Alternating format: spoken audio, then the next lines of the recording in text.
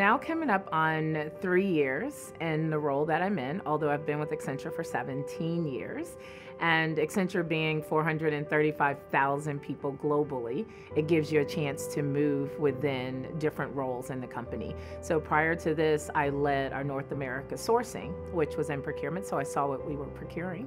And I realized that we didn't have enough diversity spend. And so I was able to go out and create it, and now I lead our supplier diversity in 17 countries. I just believe in what diversity can bring to the community. So not only are you getting diverse and helping small businesses, you're feeding communities because you're employing communities. And I think as we see with a lot of the small, medium, diverse businesses, they bring more. They bring not just a product that we're buying, they're building communities around us. So I do it because of that.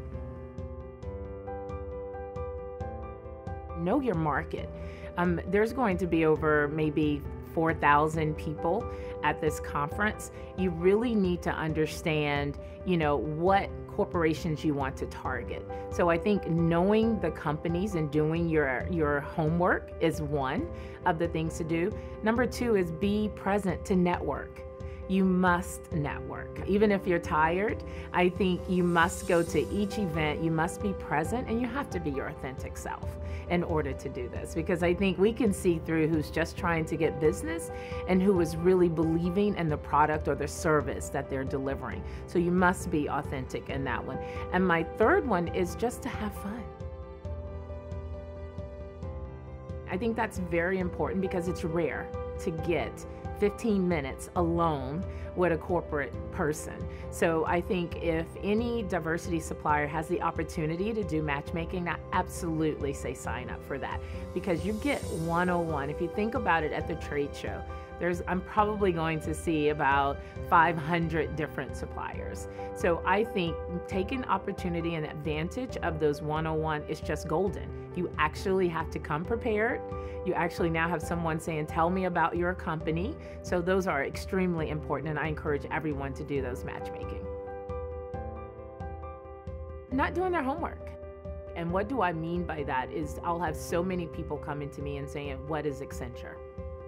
And how do I work with Accenture? That tells me, one, you have not done your homework. That tells me, two, you have not been on the internet or travel. So I think that frustrates me on any level because if I approach any corporation, I'm going to know something about them. And in the day of technology, it is so easy to go to the internet, to go to their website and learn about that corporation. So it is extremely frustrating when you have any type of supplier that will come and say, what does your business do and how can I work with you? Maybe do a little homework first.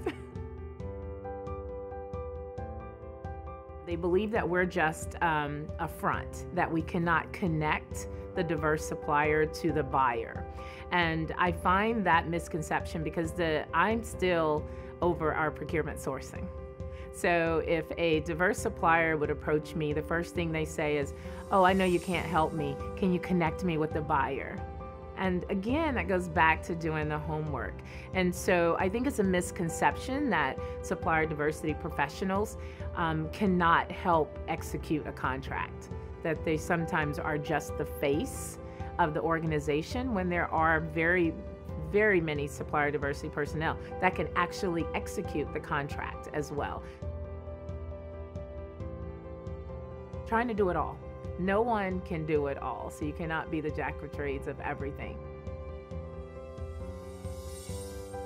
I currently have one now that I'm working with Berry Technologies. So Demi Berry is a woman-owned business based out of Atlanta, and she's a big technology shop, do a lot with SAP. So she came through our mentoring program.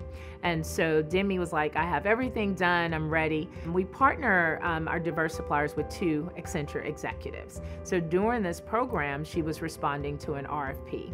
So she met with her mentors and she's like, can you just check my responses and make sure that I've I've answered this, they sat down with her and they're like, no, let's completely redo this RFP and your responses. By doing that, she won a $40 million contract with the CDC, and she came back and she credited the fact that, one, she asked for advice. So I think that's another important thing. She came to her mentors and she's like, I need help. Can you look at this? The second thing was she took the advice and she changed and rearranged her responses on this RFP. The third thing is she won that work. And so by her being able to do that, she's grown her business double. And now she's employing more people to do this work. So that is the success story of a diverse supplier asking for help and a corporation taking the time to help grow and help develop and mentor that supplier.